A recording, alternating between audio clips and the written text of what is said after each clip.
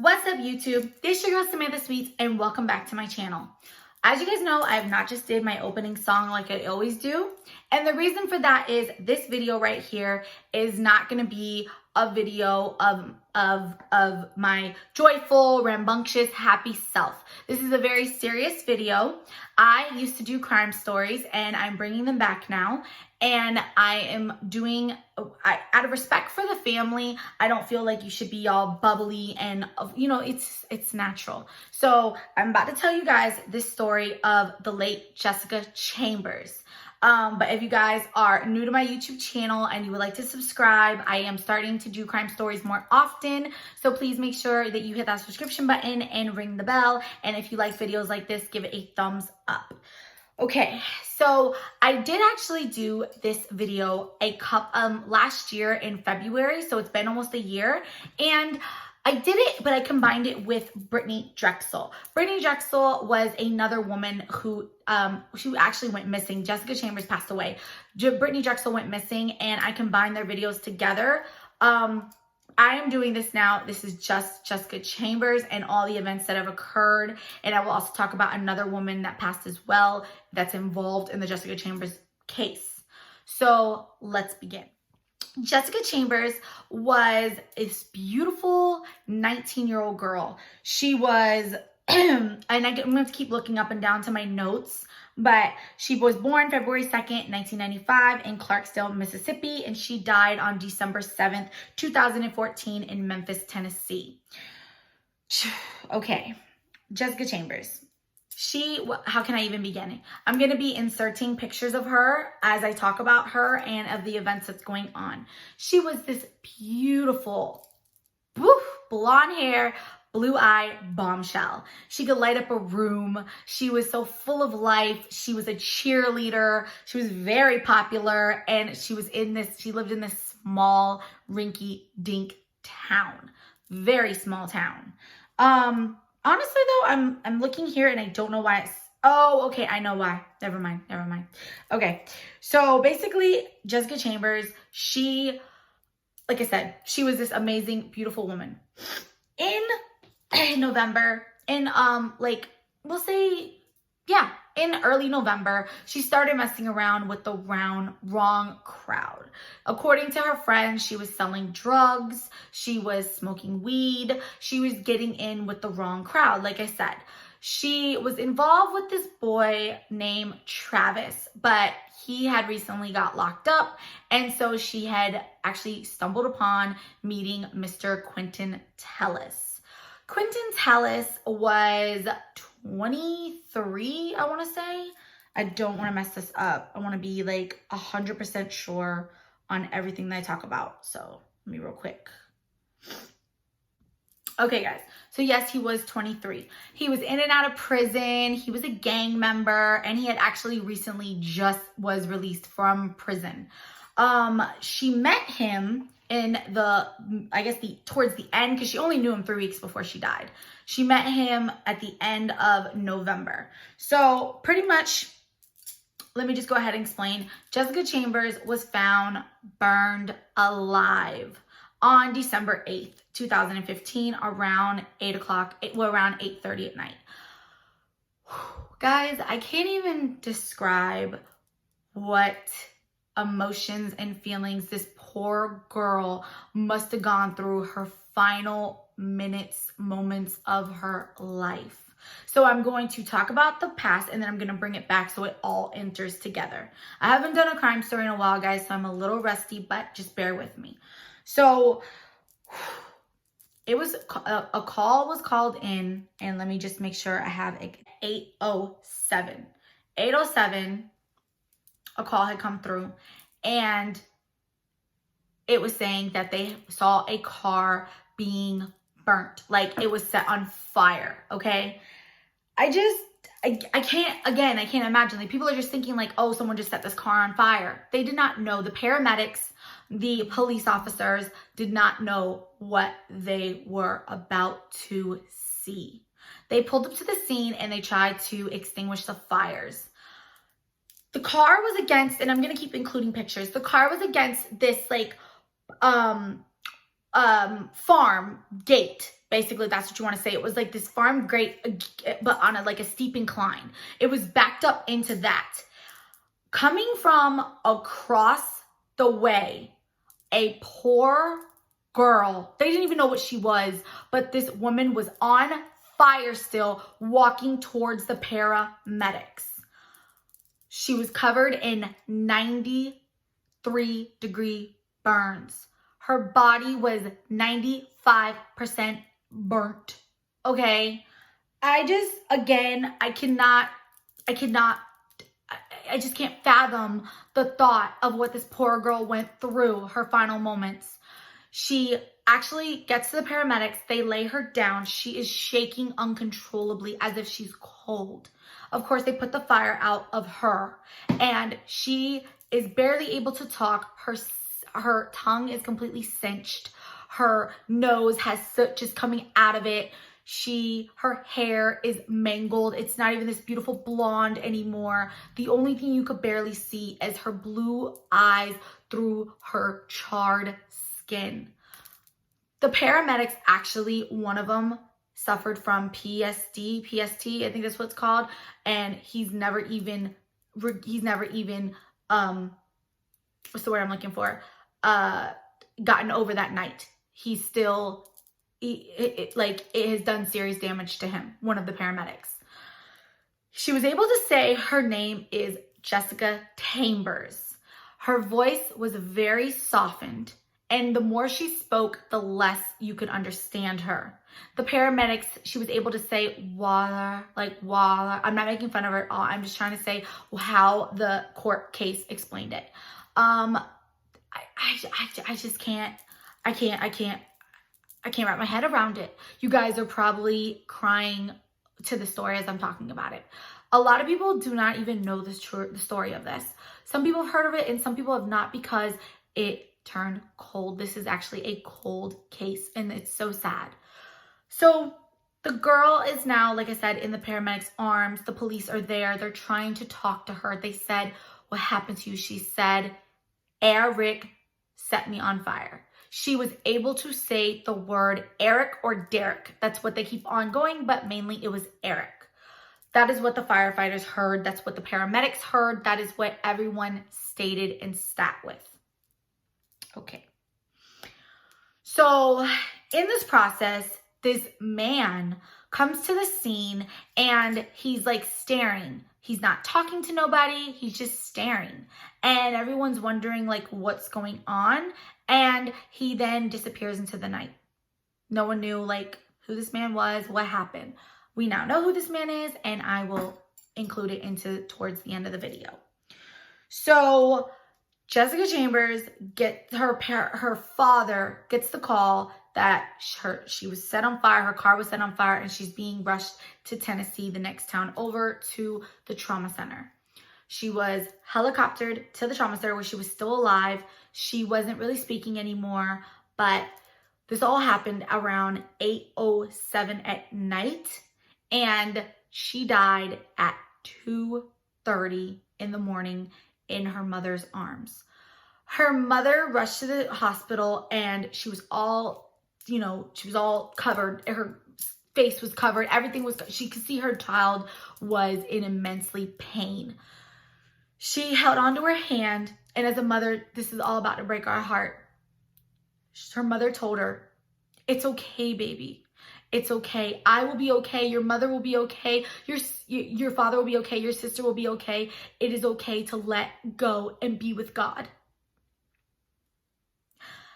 That's when she dropped her hand and she took her last breath.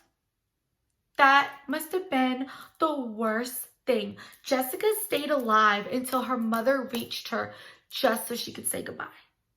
I just, again, cannot imagine what this mother is feeling, thinking. The case went cold. They have no leads. They had nothing. They had nobody. They knew who Jessica was and that she had friends and that she was supposedly selling weed and into this wrong crowd, but no one knew exactly who would do this horrendous crime to this beautiful, innocent girl. It came about that Jessica was talking to this man named Quinton Tellis. As I said, Quinton was 23 years old. He was a gang member. He was in and out of prison. Apparently, Quinton basically just, knew Jessica. Sucks about her passing. But I never planned on, we had like one sexual encounter and then I never planned on seeing her again because I have another girlfriend. But come to find out, he had multiple girlfriends. He was talking to multiple women. And 8 months after Jessica's passing, this, I want to say Chinese, Korean, I'm not really sure exactly what nationality, but she was in that type of nationality, was found stabbed to death. She was found in her apartment dead. Let me give you guys the exact. Okay, so as I was saying, 8 months after Jessica Chambers' murder, it was found that Miss Mandy, I don't know how to say her last name, Chin Hasso, 34-year-old woman, was found dead in her apartment August 8th, 2015 in Monroe, Louisiana. Okay, so basically she was missing for about 4 days before anyone found her body. And the reason they found her body is because the landlord was smelling foul smell. They opened the door and they found Mandy in her living room floor dead with, it wasn't really stab wounds. It was more like torture wounds. Like her throat was slit, but along with it was like somebody was trying to get something out of her, so they would stab her multiple times to get her to talk. Torture wounds. That is terrible. Basically, it says that Tellis was now linked to this woman. It was 2 months to her death that they were seen together. I'm not exactly sure what kind of relationship they had, but they were seen together. Neighbors, friends did remember seeing Quinton come around and always getting a very eerie feeling from him.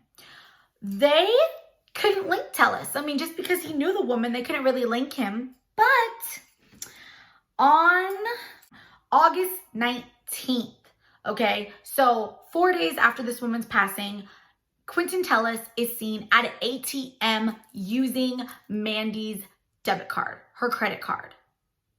Hold on. You knew this woman. She's now dead. And you have this dead woman's credit card.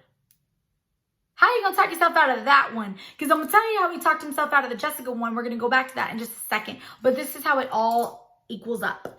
So he says that he does know Mandy, that they had some type of a business going on, and that he knew her, but it wasn't that serious. Well, like I said, the friend says that they saw him over there a lot, especially on the night that she died. Phone records were tracked, and it did show that around 9 o'clock the night when actually she was found on August 4th. I say August 14th? I'm telling you guys, you try doing crime stories. It is not easy. She was found on August 14th, and then August 19th is when he used her card. She was there for a while before they found her body. And basically like I said, when you run his cell phone records, they ping right outside of Mandy's apartment. Now, how does that happen unless you're inside the apartment? Also, records show that Quinton made 4 calls to Mandy's bank on that night. So you got the dead woman's card. I don't want to call her dead woman. We got Mandy's card, and you knew her, and your cell phone pinged outside of her house, and you were using her card 4 times that night. Now, call me crazy, but why does somebody call a bank multiple times? So basically, they put it all together, and I'm about to tell you what the outcome of that was. He is still on trial. The trial has not begun. I'm not exactly sure when it's going to begin, but it should be coming up this year. And he will be on trial for the death of Mandy Jean Hasso. And I hope they find the bastard guilty, because he definitely did it without a doubt. And he called the numbers. Why, guys? Because he was trying, the puncture wounds, remember, on her, they were basically trying to get her PIN number from her card. Now, who's also included? We don't know. So far, only Quinton Tellis was involved. He has still remained that he's innocent and he had nothing to do with her death. But obviously, there was probably multiple people down because somebody probably has to hold a person down. The other person probably has to be making the puncture wounds, and another person has to be calling or coercing the person to give up your PIN number. Very sad. Back to Jessica Chambers. They decided to, after Mandy was found, to go ahead and reopen this case, bringing Quinton in, talking to him about it. Quinton states that he was not with Jessica on the day. He only was with Jessica in the morning of her passing. She picked him up. They drove around for a little bit, smoked some weed, and then she dropped him off, and they were never together again. That is what he told the police. Well, after they were able to get to Quinton's cell phone records and Jessica's cell phone records and text phone records, they were able to see that Quinton was with Jessica all of that day of her last night of her life. So Quinton, why'd you lie? If you didn't do anything, what's the reason to lie? Also, he didn't have anything of Jessica in his phone anymore when they ended up taking his phone. He didn't even have her number saved in his phone. He said that after they had their sexual encounter that, not after the sexual encounter, after he found out that she was dead, why hold it into his phone? She's dead. It's not like he could ever call her again. Whoa, you insensitive prick. So, because she's, oh God, this guy makes me disgusted. I get so pissed off when talking about it. Okay, so they brought him back in for questioning and they decided, all right, Quinton, look at the records, look at the text messages. You say you really didn't know this girl, but in your only 3 weeks of knowing her, you guys text a lot and you guys dang sure was together a lot. Her best friend, Keisha Myers, actually took the stand in the courtroom and was saying that, yeah, she did know Quinton and that, they hung out together and that Jessica was, very fond of him and he liked her too. That they had some type of relationship going on, but they never ever said they were boyfriend and girlfriend.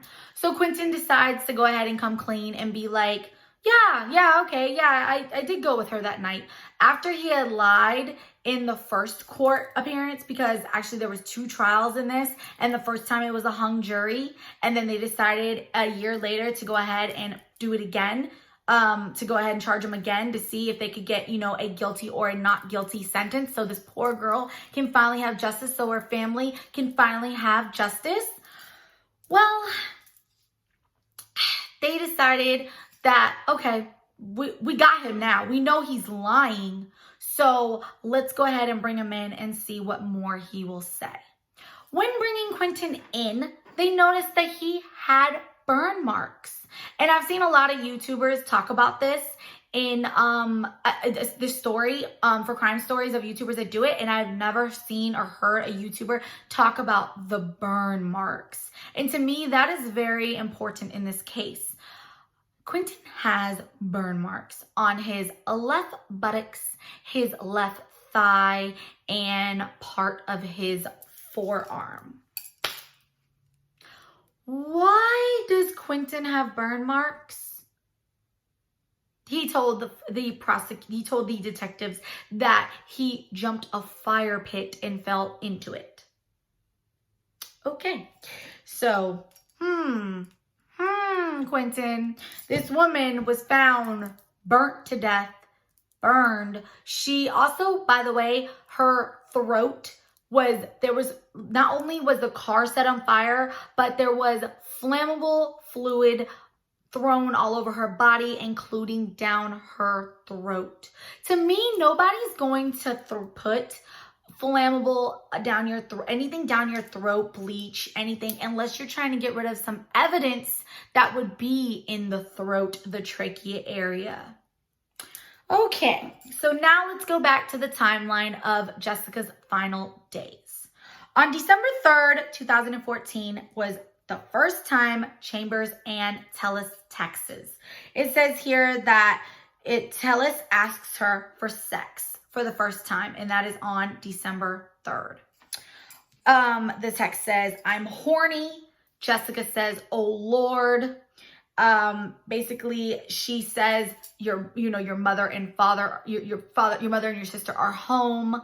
And they would freak out. And then Chambers says she will not go there while, his family is there. That's what the text messages basically concluded all together. All right. Then on December 4th, it says Chambers, she broke her screen of her phone. We're not sure exactly how, but that's when the text messages became a little bit harder for people to read. And it just says that, he says again, I'm horny. And Jessica responds with, once again, oh Lord. And that's pretty much it. You could tell this man wanted sex from Jessica. Okay. On the 5th of December, it says that Chambers asked for money to eat. Tellis responds with a sexual proposition. Basically, like, oh, I got you if you got me. She tells him she only needs about $6. Minutes later, a surveillance video at the M&M gas station, which this is a very important part I left out.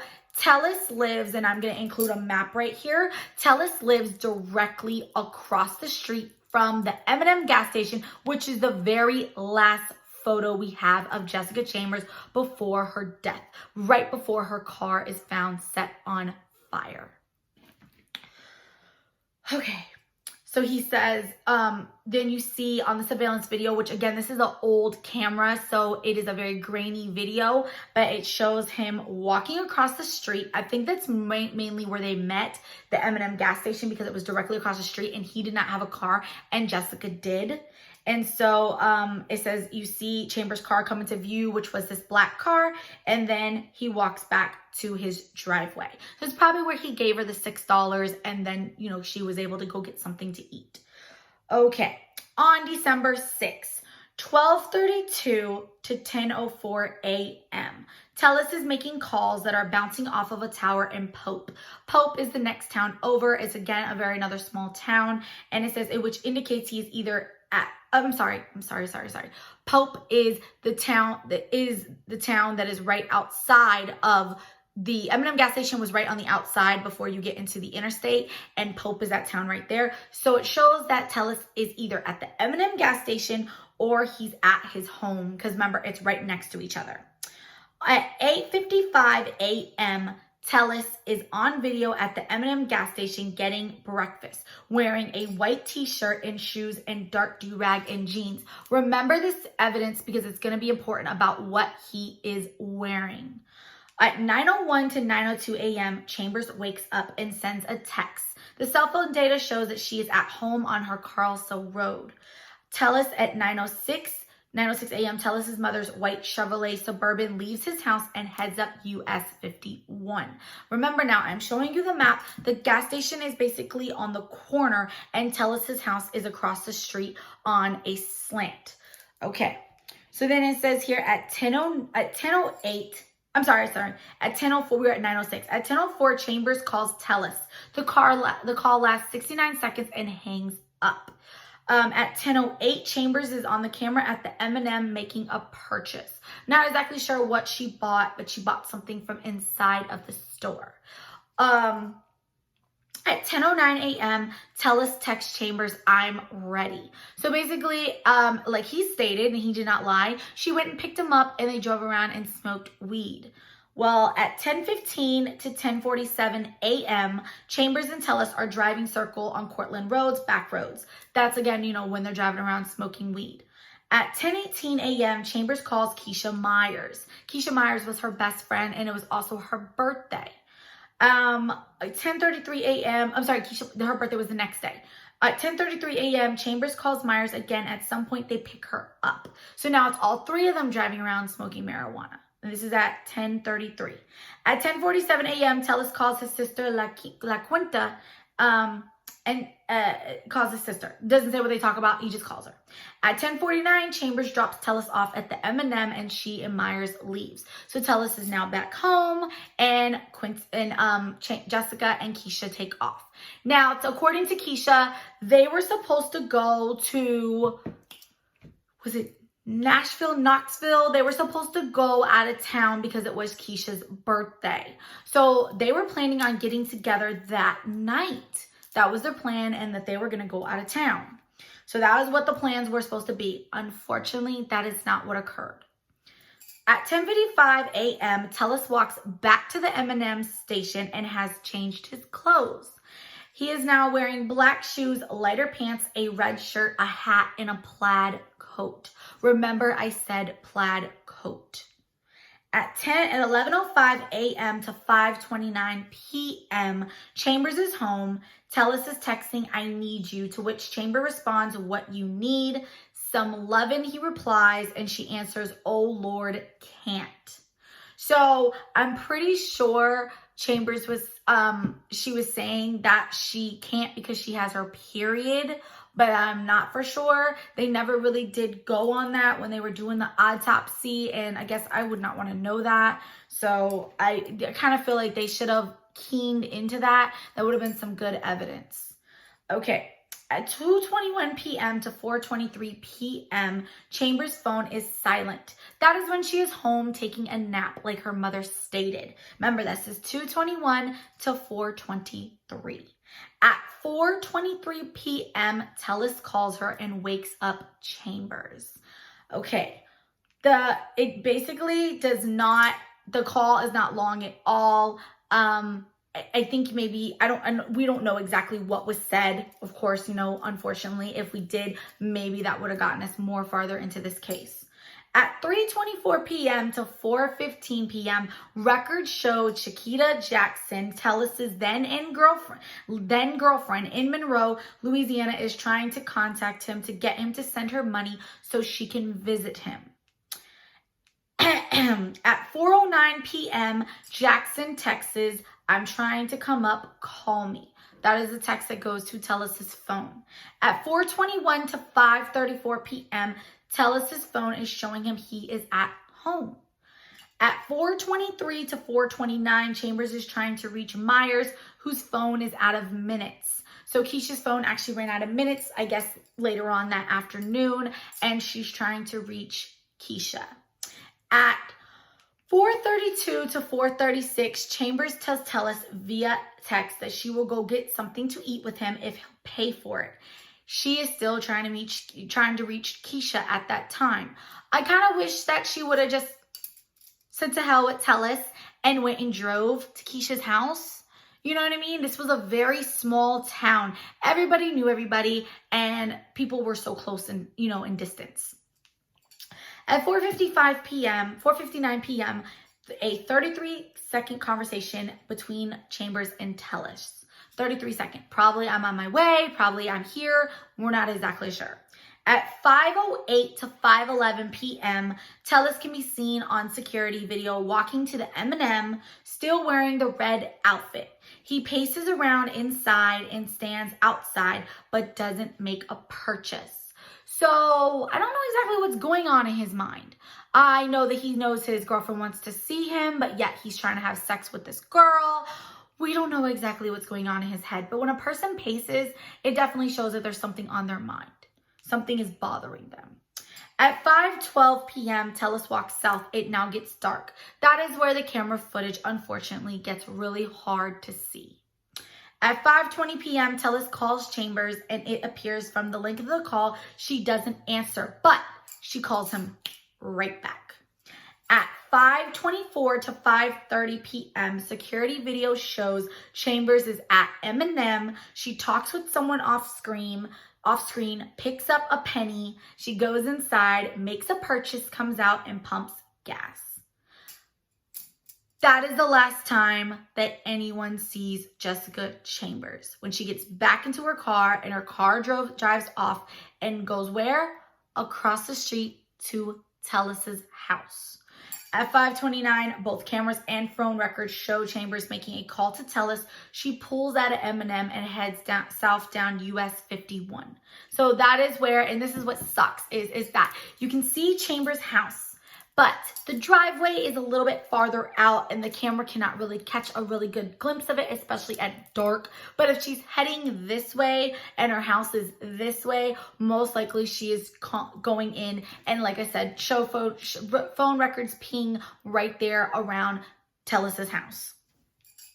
At 5:34, Tellis calls Chambers back. This is the last call he will make for the next 48 minutes. He tells investigators in his last interview in January 2016 that he was calling her to come and pick him up. That is what he tells prosecutors for Jessica to do. At 6:01, Chambers' phone shows she's on her way to Batesville. Well, remember, this entire time, her cell phone and Tellis' cell phone are pinging off of the same tower. Only one way for you to do that is if you're right next to that person or in the same vicinity as that person. So at 6:17 p.m., at 6:04 to 6:11 p.m., Chambers' phone shifts to the towers that covers the area of Batesville. So she has now arrived in Batesville. That includes Taco Bell, where Tellis tells investigators they ate dinner. During this time, she continues to reach Myers.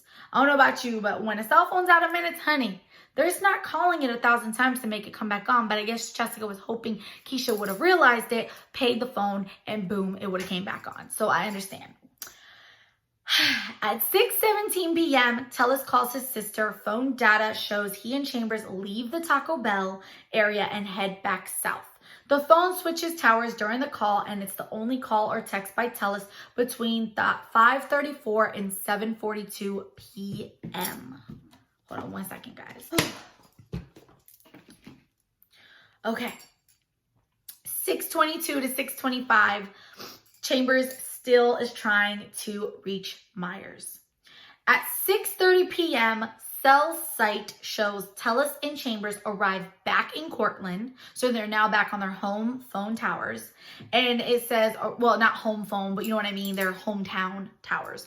Around that time, Tellis says they went back to his house. His mother's white Suburban is at the house. His mother, the area where he admits to investigators that he had sex with Chambers right behind the house, but it can't be seen from the house.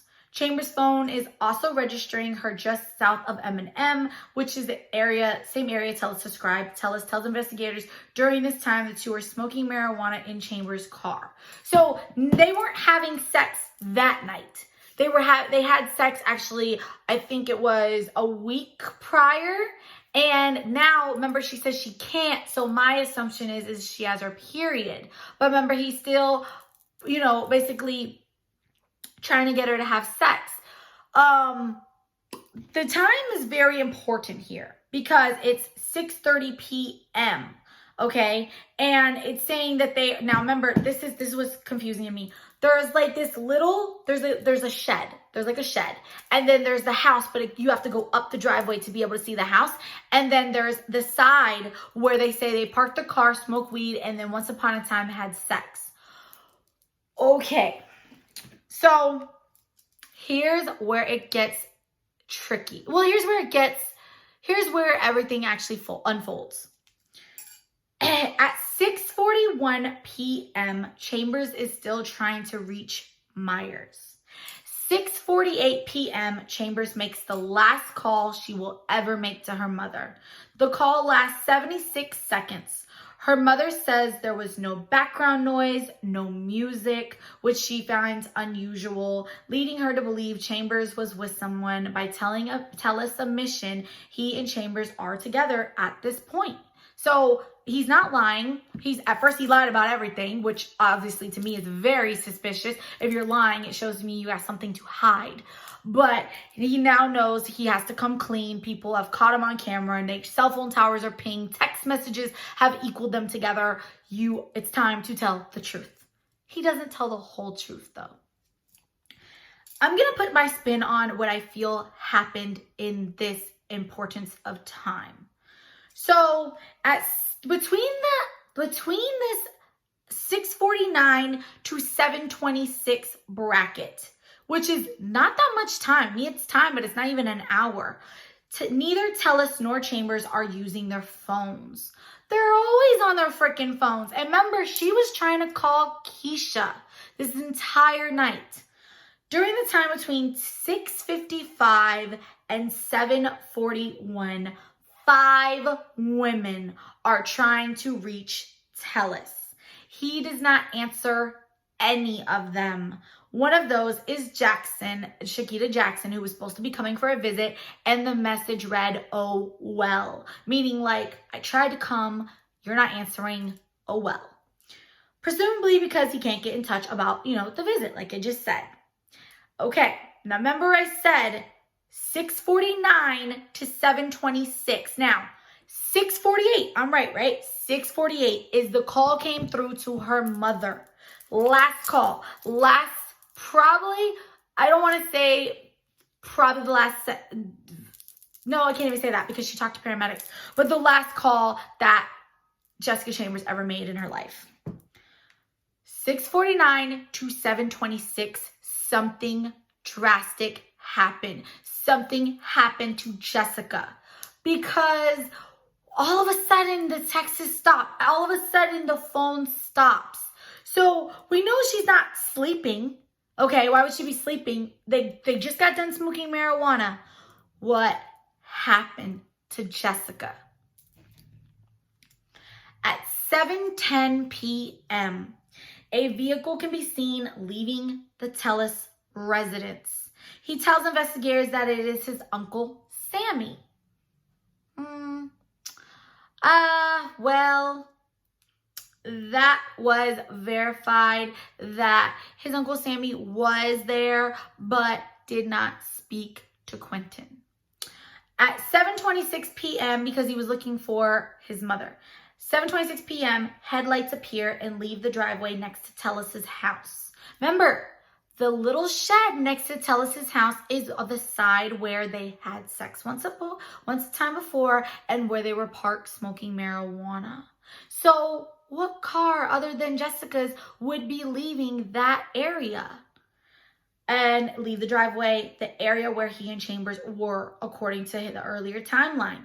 The security video is too dark and too grainy to see what kind of car, but authorities point out that the only woman, the only other person with the vehicle who lives there is at work.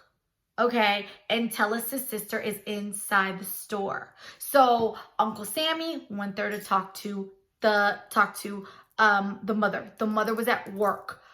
The sister, okay, La Quinta, is at the M&M store. So what other car could be leaving the driveway? Come on, guys. Oh, Lord. I left off. At 7:29 p.m., according to video, Tellis' mother vehicle leaves the home and she goes to the M&M store where she will stay for about 20 minutes. 7:30 p.m., Chambers' cell phone patterns have shifted dramatically west. Then she's on the scene on Heroin Road where she could be found burned. So at 7:30 p.m., Jessica's phone, obviously with her, and her car is traveling a totally different direction, and it is going out to where her body would have been found. Well, the car will be found and where Jessica will be last seen. You know what I mean? 7:42 p.m. Now, his phone was off between 6:49 to 7:26. At 7:26, that is when people were trying to call, between 6:55 to 7:41. The first call, okay, that he makes is 7:42 p.m. Tellis' phone wakes up and he calls Chambers, leaving a voicemail and follows by a text. He calls it, does not answer, it hangs up, and then it says, "Bae, my friend is coming over tonight. I'll call you tomorrow. Good night, sweet dreams." Like, wow. Wow. Okay. Tellis would later tell investigators that he was letting Chambers know that his girlfriend was coming over and that he was letting his in-town girlfriend, okay, when questioned if that girlfriend would confirm his alibi, he changed his story and said it was Jackson. So he said he had a girlfriend that lived in town, and then he had like 5 girlfriends, okay? And he had to once again change the story because the girlfriend would not agree to his alibi. Okay. At 7:46 p.m., Tellis calls Jackson and tells her he is walking to his sister's house. Shakita Jackson, that is his girlfriend who's supposed to be coming to see him. walking to his sister's house to borrow her Tahoe.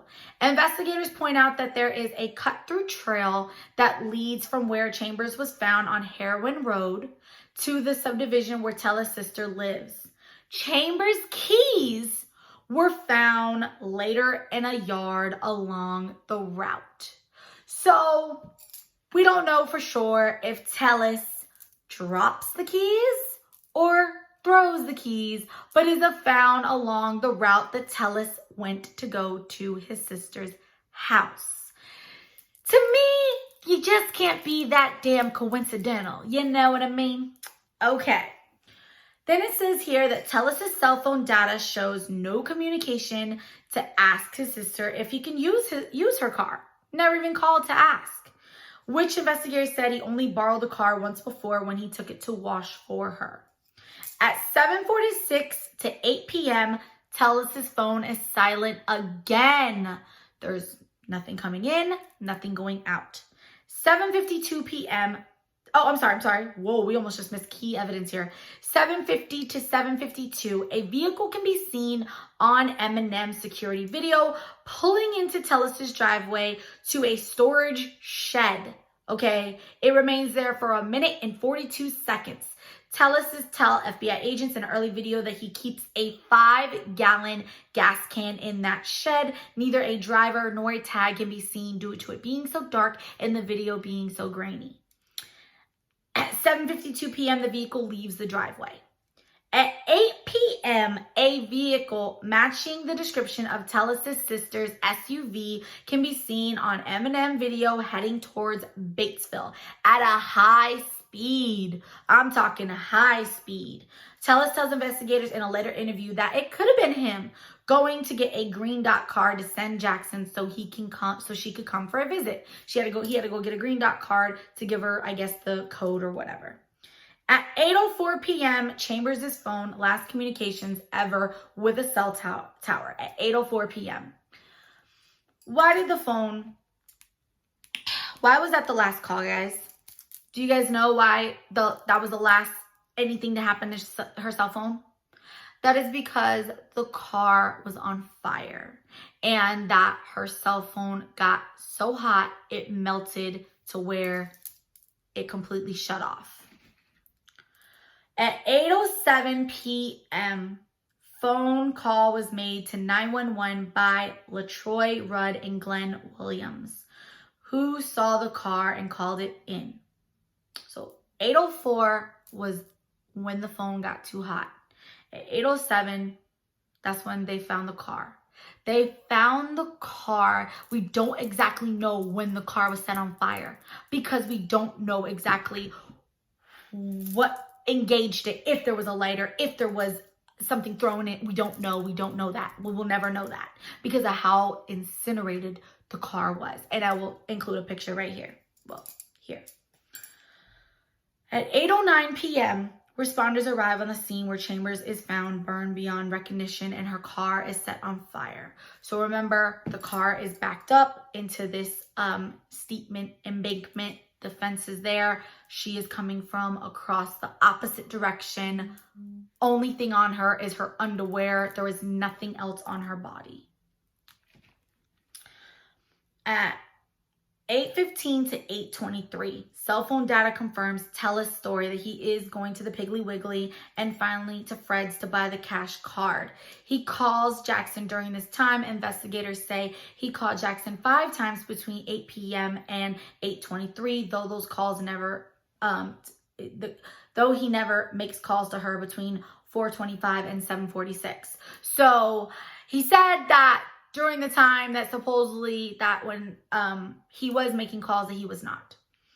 In the video from Fred's, Tellis is wearing the red outfit, but no jacket. At 8:26 p.m., Tellis purchases the green dot card.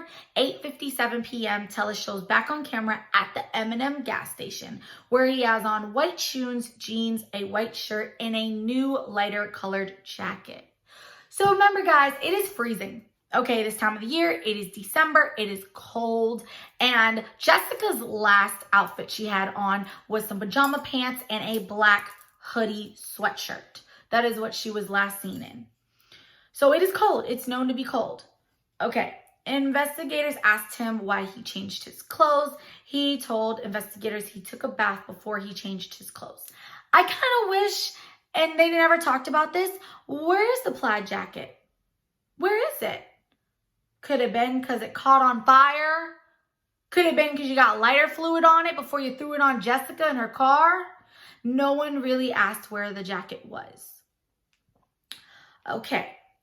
A man on camera at M&M is telling a dramatic story, appearing to describe the scene of the burning car. Tellis does not interact with him, nor does he appear like he cares. It says that he didn't have no conversation with anybody, and Tellis later tells investigators that when he walks back over to M&M, that's when he heard about Chambers. So he's saying that he did hear about the story, but I mean, it didn't even faze him. I wonder why. You were just with this woman all day long, and now you know this woman's caught on fire, and never did he once call her to see if she was okay. Now, they didn't say they found the woman.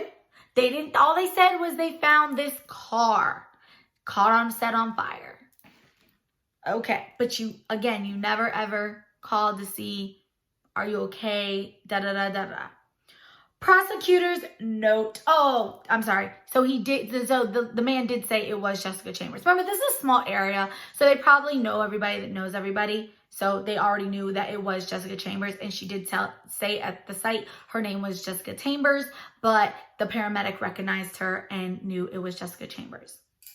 Prosecution notes that he did not get in contact with her that day nor the next day, and he didn't even care about the news. It says sometime in the days follow, Tellis admits to having deleted all of Chambers' texts, calls, and contact information in his phone. The information connecting them and detailing their calls and conversations were pulled from Chambers' phone records and Tellis' phone company records.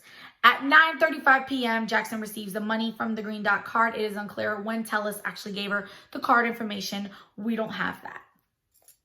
So that is the entire timeline all together. I'm sorry this has been such a lengthy video, but this is such important evidence in this whole case.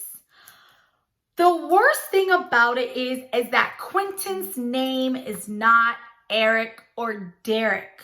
His name is Quinton Tellis. But the speech pathologist, I cannot say that word, but pathologist stated that it is impossible for Jessica to be able to enunciate words, such as she could not say Chambers.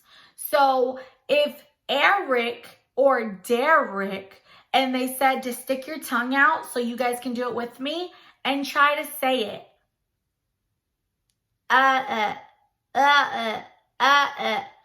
To me, I kind of hear Tellis. But of course, it's not my decision. It's up to the jury. So once again, they have this case. Prosecutors are killing it in the final closing argument.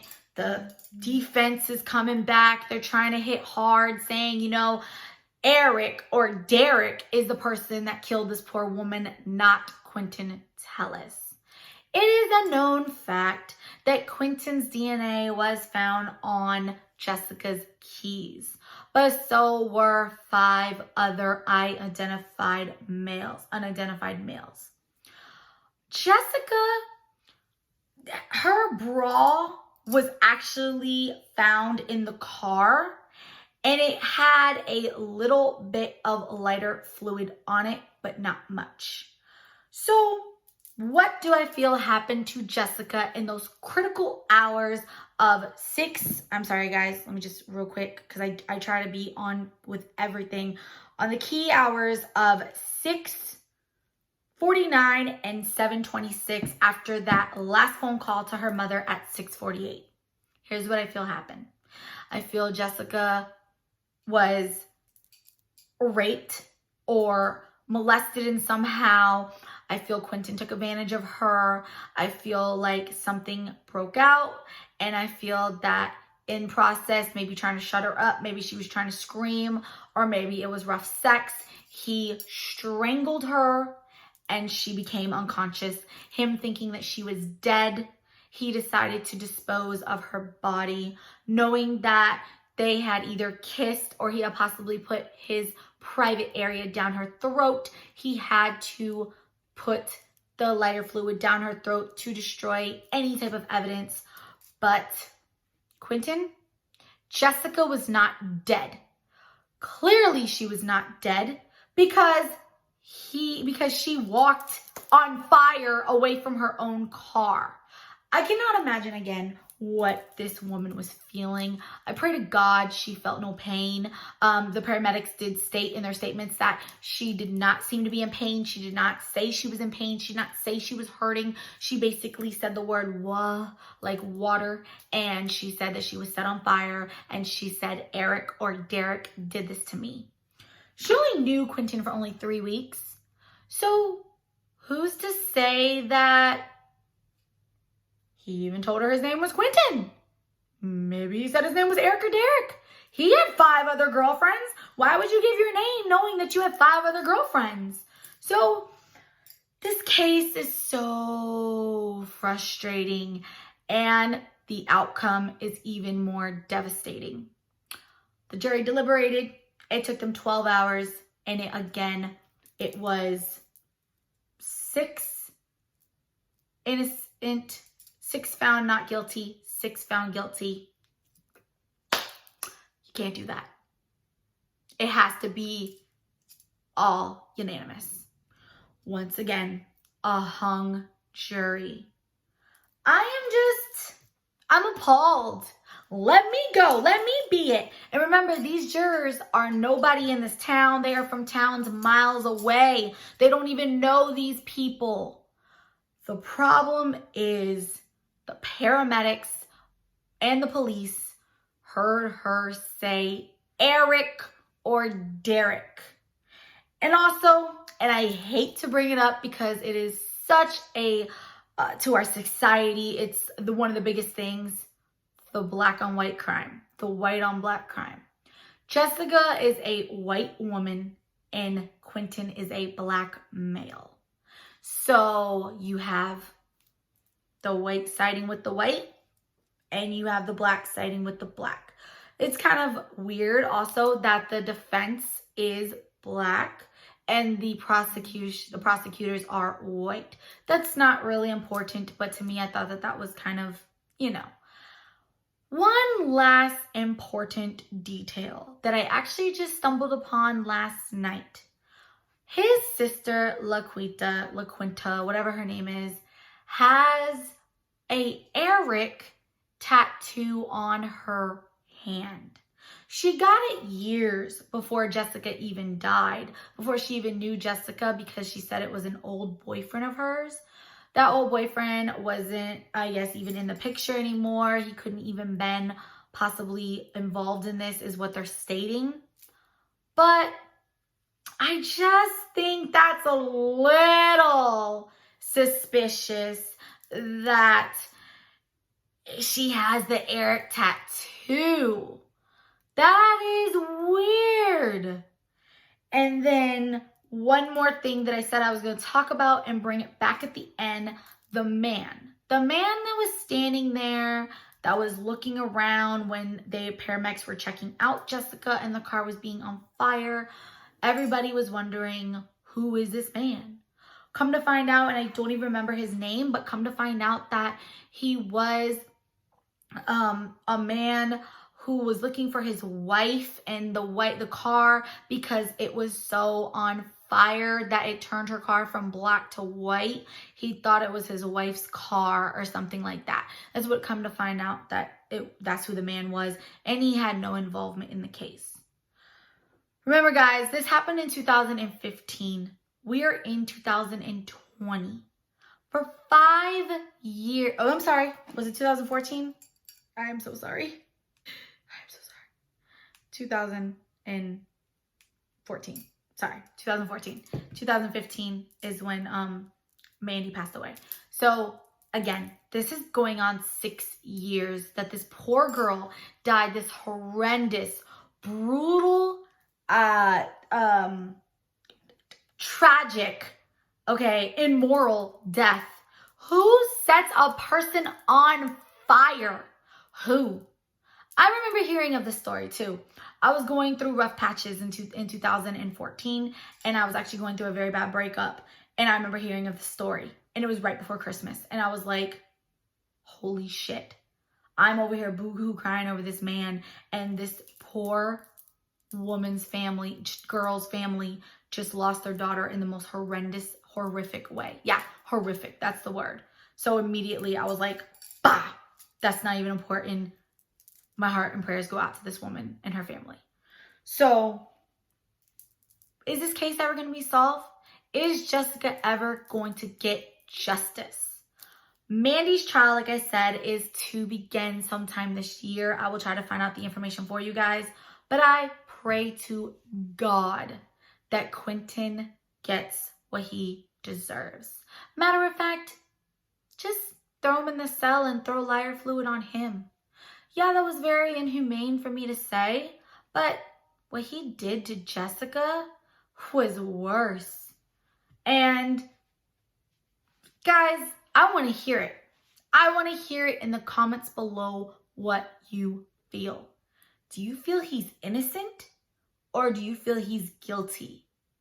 And those will be your opinions.